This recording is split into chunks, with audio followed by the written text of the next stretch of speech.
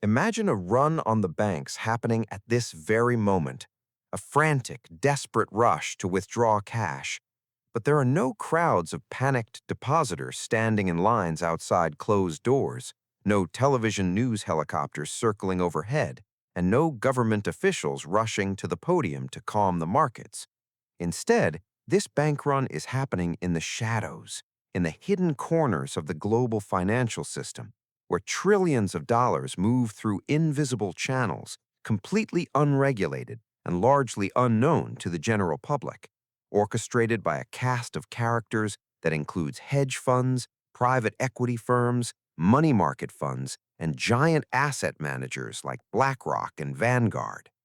This is the shadow banking system,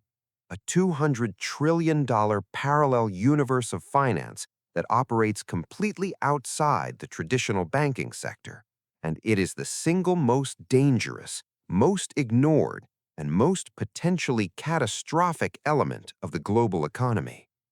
The banks you know, JP Morgan, Bank of America, Wells Fargo, are merely the visible tip of a vast iceberg, the part that is subject to regulation, capital requirements, and federal oversight. But beneath the waterline lies a gargantuan mass of unregulated leverage, complex derivatives, and opaque financial instruments that are interconnected in ways that no regulator truly understands.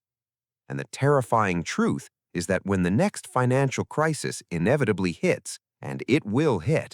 not be triggered by a traditional bank failure, but by a collapse in the shadow banking sector, a silent, cascading implosion that will freeze global credit markets, destroy trillions in wealth, and trigger a depression that makes 2008 look like a mild recession, all before the average citizen even realizes that anything is wrong.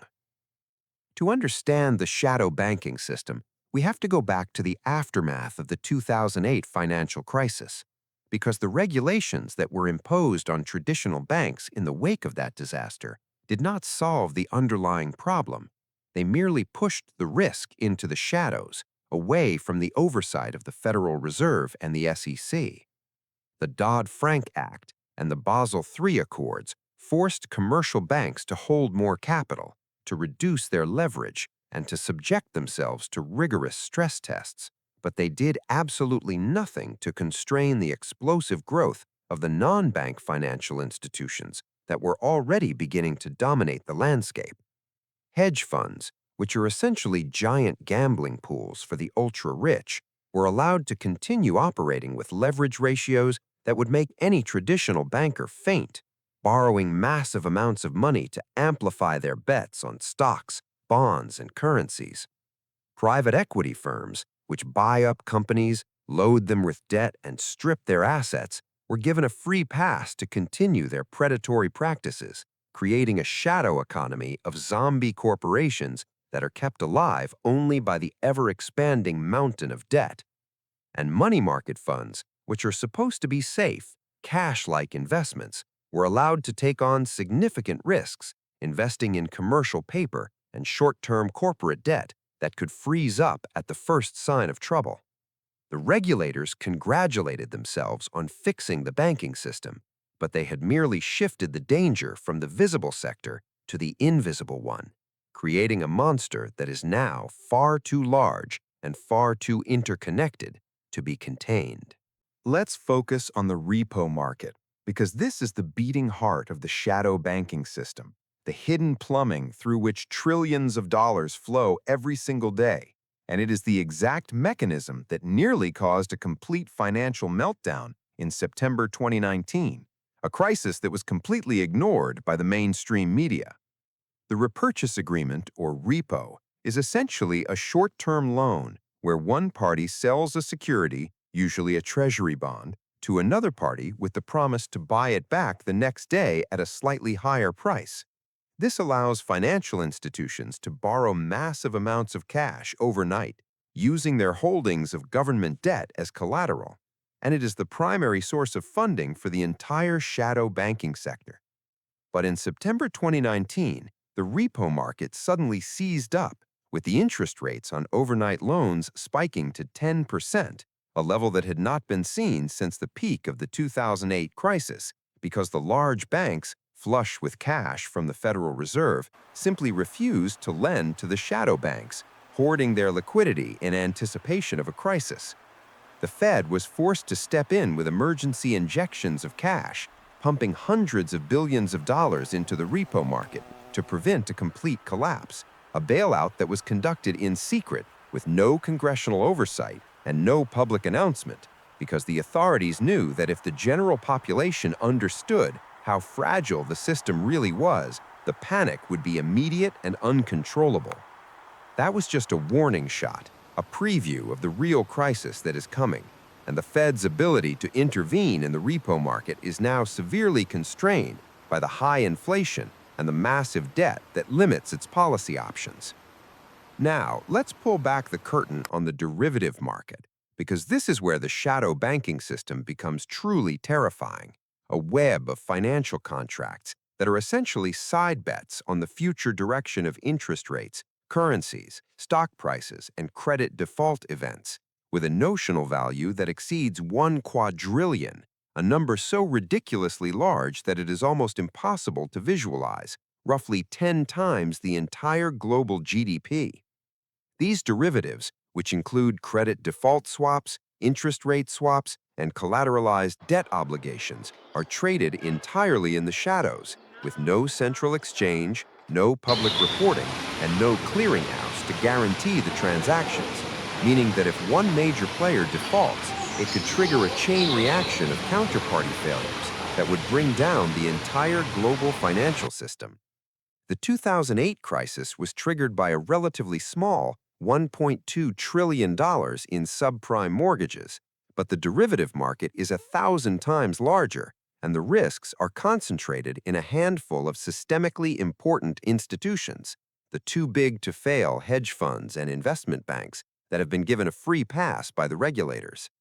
When the next crisis hits, it will not be caused by a housing bubble or a stock market crash. It will be caused by a derivative implosion, a single margin call that forces a massive forced liquidation of assets, triggering a cascade of selling that will drive down the prices of everything from corporate bonds to government debt to physical commodities, leaving the Federal Reserve powerless to intervene because the scale of the problem is simply beyond its capacity to address. Let's zoom in on the private equity firms, because these are the predators of the shadow banking system, the vultures that circle over struggling companies, scooping them up with borrowed money, and then extracting every last ounce of value before discarding the carcass. Firms like Blackstone, KKR, and Carlyle have amassed over $10 trillion in assets under management, buying up companies, real estate, and infrastructure, and financing these acquisitions with massive amounts of debt that is then transferred to the companies themselves, loading them up with obligations that they cannot possibly service. When a private equity firm acquires a retail chain, for example, it will immediately sell off the real estate, lease it back, fire thousands of workers, and issue a massive dividend to its partners, all while the company itself sinks deeper into debt, eventually ending up in bankruptcy, with the workers left unemployed and the communities left devastated. This is not capitalism. This is financial extraction, a systematic looting of the productive economy by a class of financial engineers who create absolutely no value, but who extract billions in fees and profits, all while using the shadow banking system to hide their leverage and their risk. The private equity industry is now so large that it owns a significant portion of the American healthcare system, owning hospitals, nursing homes, and physician practices, and they have been systematically cutting costs, reducing staff, and increasing prices, leading to a decline in the quality of care that is directly responsible for tens of thousands of preventable deaths every year. The regulators are either complicit or incompetent, and the victims of this shadow banking predation are the ordinary people who have no idea that their health care, their jobs, and their communities are being gambled away in a massive, unregulated financial casino. But the shadow banking system is not just an American problem, it is a global phenomenon that has infected every major financial center, from London to Hong Kong to Singapore, creating a truly borderless, stateless financial network that operates completely outside the control of any single government. The City of London, which is the world's largest shadow banking hub, has been a haven for the global elite, offering a regulatory environment that is so permissive and so secretive that it makes the Cayman Islands look like a model of transparency. The Brexit referendum was not about immigration or sovereignty. It was about the desire of the London financial elite to break free from the regulatory constraints of the European Union, to create a Singapore-on-Thames where the banks and hedge funds could operate with absolute impunity. The Bank of England has been sounding the alarm for years, warning that the shadow banking sector poses a systemic risk to the UK financial system. But the government has done nothing because the financial sector is the lifeblood of the UK economy, and any serious regulation would be met with the threat of capital flight and economic collapse. The same dynamic is playing out in every major financial jurisdiction, with the regulatory agencies captured by the industries they are supposed to oversee, and the politicians dependent on the campaign contributions and the revolving door of lucrative consulting contracts. The shadow banking system is a global tyranny of capital, a network of power that answers to no one and that is steadily eroding the foundations of democratic governance. And now let's consider the role of the central banks, because the Federal Reserve, the European Central Bank, and the Bank of England are not the saviors of the global economy. They are the enablers of the shadow banking system, the suppliers of the cheap money that has fueled this massive accumulation of leverage. Since 2008, the central banks have flooded the financial system with trillions of dollars of liquidity, driving interest rates to near zero levels and keeping them there for over a decade, creating an environment where borrowing was virtually free and where risk-taking was rewarded with massive profits. The shadow banks use this cheap money to lever up their bets, borrowing at the short-term rates and investing in long-term assets, profiting from the yield spread and creating a massive maturity mismatch that is now coming back to haunt them. The central banks were warned by economists like Mohammed El-Arian and Raghuram Rajan that this easy money policy was creating a bubble in the shadow banking sector, but they ignored the warnings because their primary concern was preventing a deflationary spiral in the wake of the 2008 crisis, and they were willing to accept the risk of a future crisis in exchange for short-term stability. That future crisis is now upon us, and the central banks are trapped, because if they raise interest rates to curb inflation, they will trigger a wave of defaults in the shadow banking sector, and if they lower interest rates to prevent those defaults, they will fuel even more inflation, destroying the value of the currency. They are stuck in a catch-22, a lose-lose scenario that will inevitably lead to a financial crisis of unimaginable proportions. Let's look at the specific case of the commercial real estate market, because this is the ground zero of the shadow banking crisis. The sector where the leverage is highest, the fundamentals are worst, and the risk of default is most imminent.